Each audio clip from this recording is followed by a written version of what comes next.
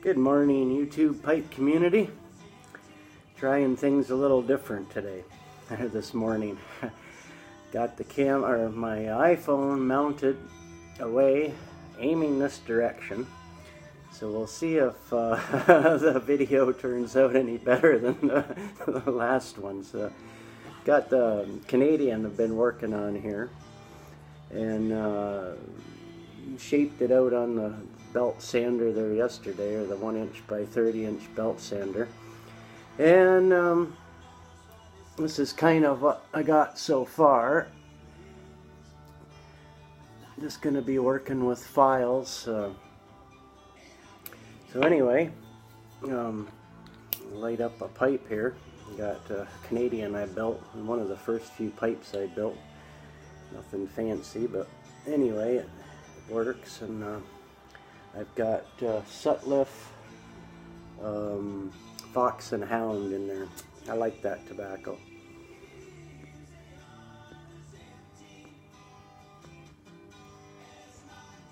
So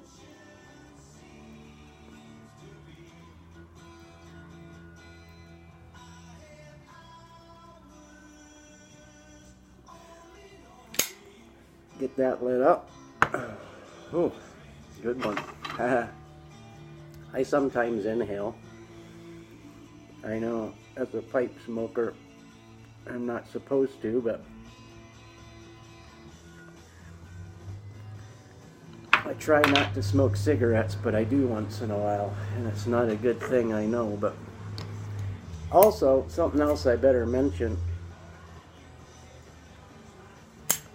about this pipe is that it should be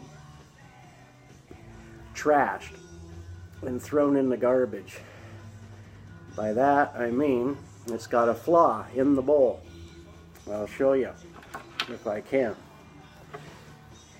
Now we're going to be looking, see this nasty flaw on the outside that I was worried about? Well, unfortunately it carries through to the inside. I don't know if you can see it. Oh, come on, oh, darn flashlight. But right in there,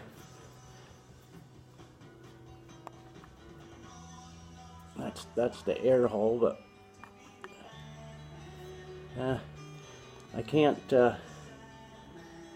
but trust me, there's a flaw in there.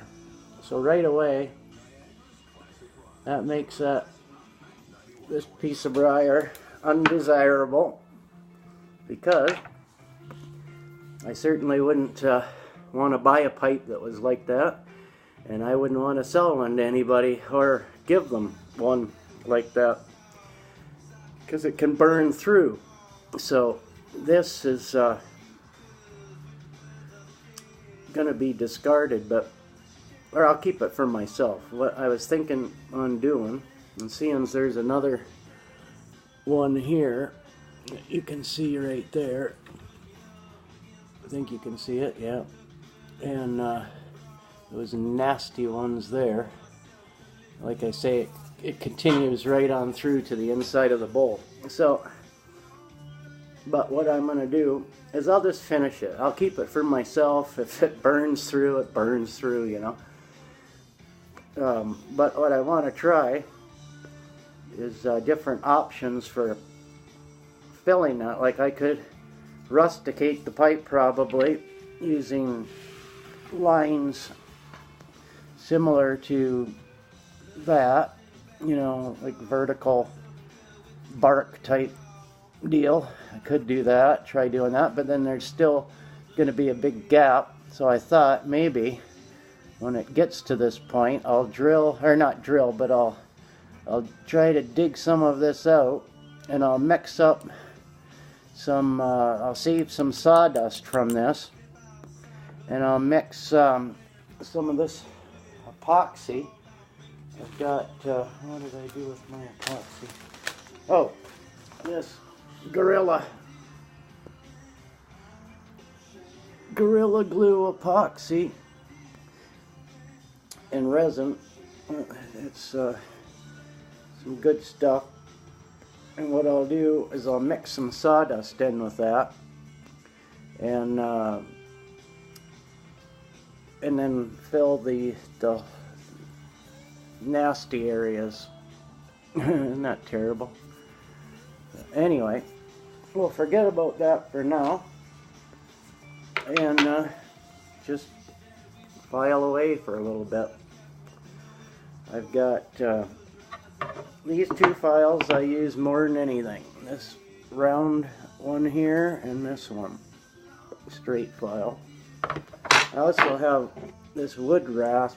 I don't use that very much. In fact, I just found it again. My place is kind of messy, but that one I use. Maybe I'll use it, seeing there's quite a bit here at the back to take off. As you can see, we've got to take off some here. Quite a bit, actually. So that's what I'll do. Just sit here and file some of that off. And, yeah. Got up real early this morning. I do tap the file just to get the sawdust out of it. I'm not real fussy on this Greek briar, but I won't say where I got it from, because it wouldn't be nice but to cut the guy down, but I wasn't very happy with what he did with the shipping. The briar was actually not a bad deal. The stuff's supposed to be 65 years that it's been sitting around curing, apparently, after it was boiled and whatnot. And so anyway, I bought 60 euros worth, which came out to be, I think it was darn near 100 Canadian dollars. Anyway, he charged me 60 euros shipping. So I thought, well, you know, that's kind of expensive, but then again, you know, all this briar blocks, I ordered 20 altogether, coming in from Greece, you know. Well, here on the darn box, it shows how much postage he paid. He paid 15 euro. 15 euro and charged me 60. So really the cheap blocks, with what he charged for the shipping, when it only cost him 15, so he charged me 45 euro. He made 45 bucks on me, and so really it didn't pay to get the cheap briar. Plus it's not the best briar. Mimo, the Italian stuff that Mimo has, that's what I bought first, and that's what I still have, several blocks of that. Much different color too. In fact, I'll show you here in a minute.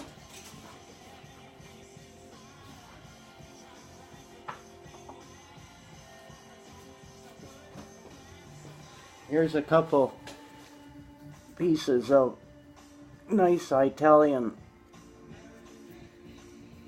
Mimo briar. This is a Ubicon or Ubicon or however it's pronounced. That's from the inside of the block. And this is a nice plateau. That's what the burl looks like on the outside. Anyway, I'll get some of this Greek stuff.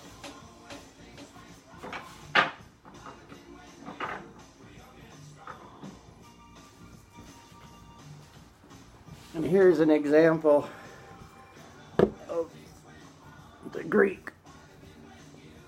I mean, it's not bad, but you can really see a difference in color. Like, well, it may not show up a lot, but it is. The Italian stuff is a lot lighter.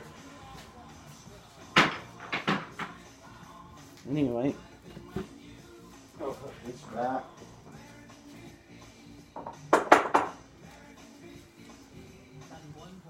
Yeah, I just wanted to mention the differences in a lot of differences in briar, but the Mimo briar is definitely the best Italian stuff.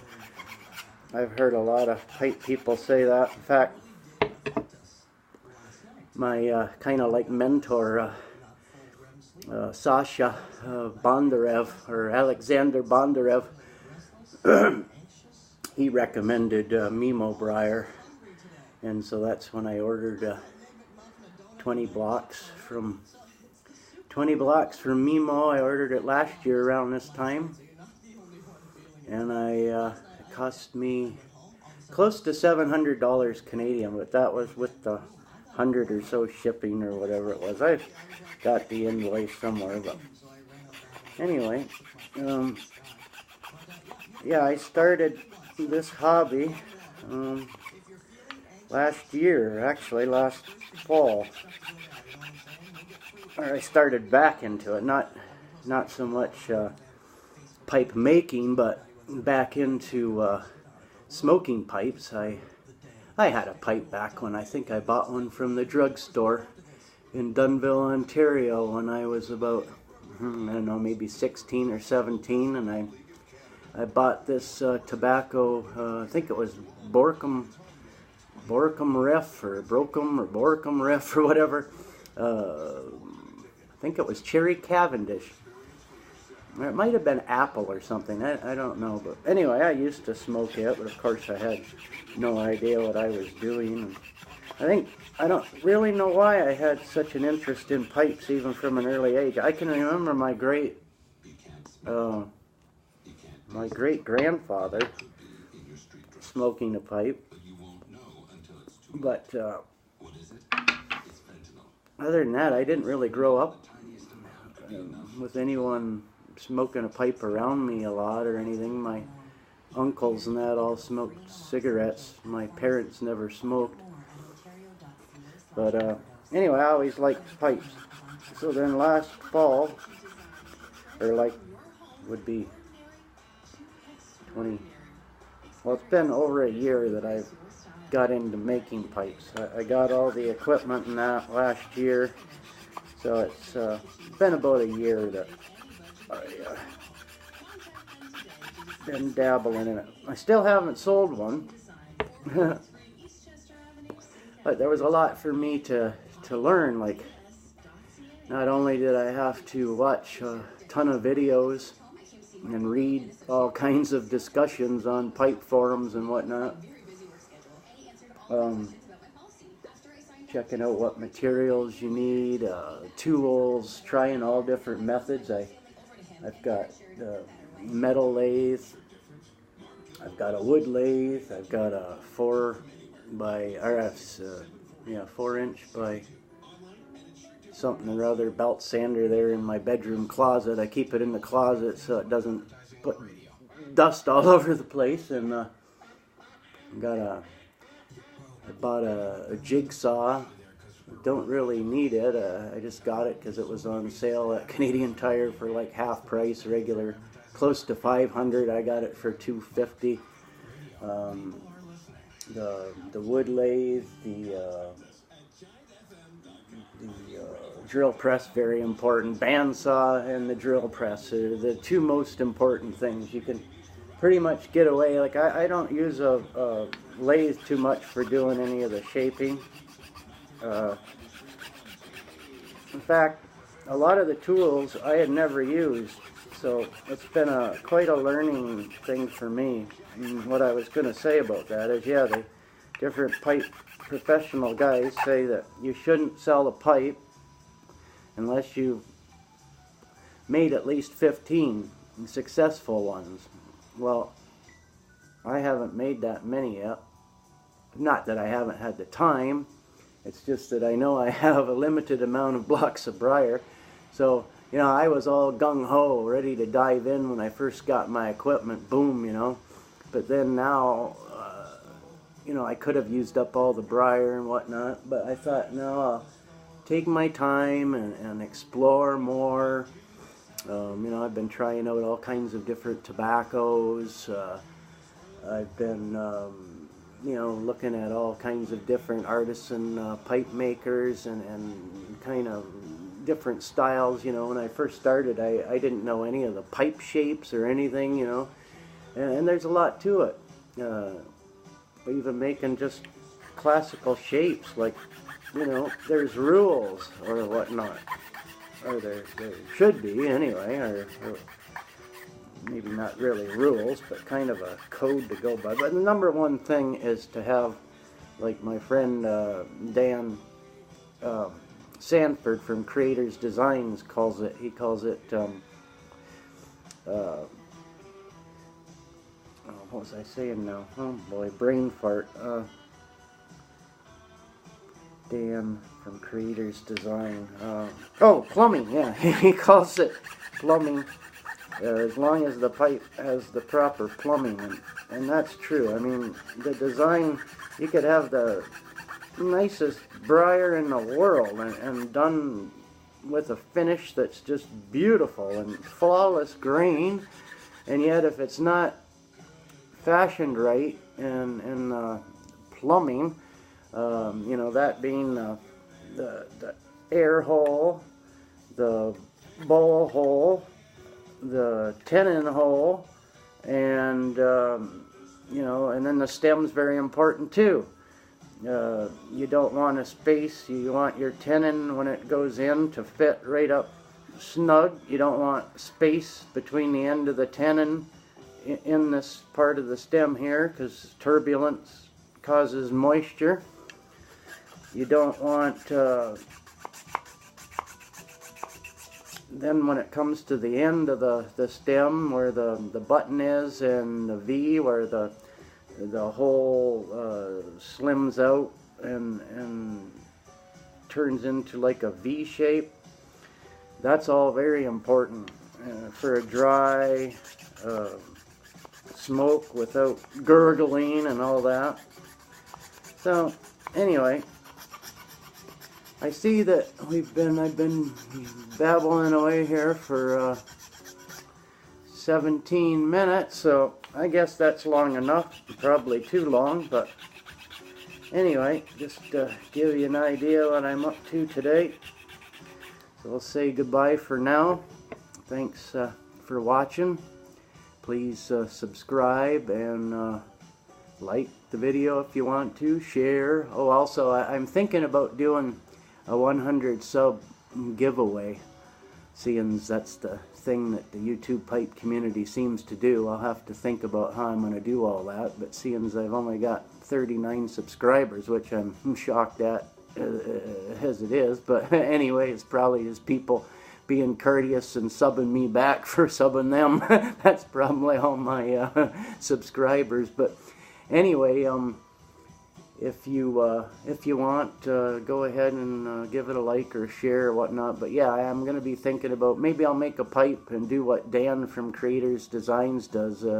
Whoever wins, you know, whoever becomes my 100th subscriber, or however that works, or doing numbers, or I have to figure it all out. But maybe I'll make a pipe for somebody up, you know, to their specs, or maybe I'll just make one and give it away, you know, whatever. I don't know. I'll figure something out, but something for me to think about. Anyway, another video on that. Yeah, I just run it over to 18 minutes and 46 seconds. Anyway, take care, everyone, and thanks for watching. Michael David Whiteford here from Whiteford Handmade Pipes. And take care, everybody. Bye-bye.